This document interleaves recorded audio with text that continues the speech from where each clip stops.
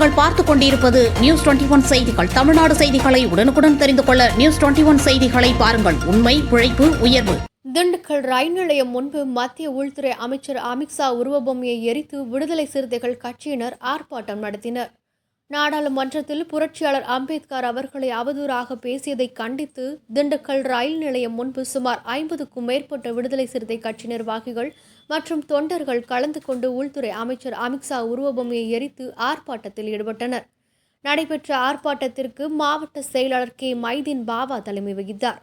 மாநில துணை செயலாளர் திருச்சித்தன், தொகுதி செயலாளர் பெர்னா, மகளிர் இயக்க மாவட்ட அமைப்பாளர் சபரியம்மாள், துணை அமைப்பாளர் நிர்மலா தேவி, நட்சத்திர ஒன்றிய செயலாளர் டேகுண்டபாலன், தொழிலாளர் முன்னணி இயக்க மாவட்ட அமைப்பாளர் மரியராஜ், நகர செயலாளர் ஆனந்தராஜ், இளைஞரணி பாசறை மாவட்ட அமைப்பாளர் இருதயராஜ், வழக்கறிஞர் பிரிவு மாவட்ட துணை அமைப்பாளர் மருது, தொழிலாளர் விடுதலை முன்னணி இயக்க மாவட்ட அமைப்பாளர் தமிழ்வளவன், மாநகர பொருளாளர் பால்ராஜ், மாநகர பொறுப்பாளர் ஹைதர் அலி மற்றும் சுப்பிரமணி, பிரபாகர், பால்ராஜ், ஷாகுல், இம்ரான், நூர் ஷயத் ஆகியோர் கலந்து கொண்டனர்.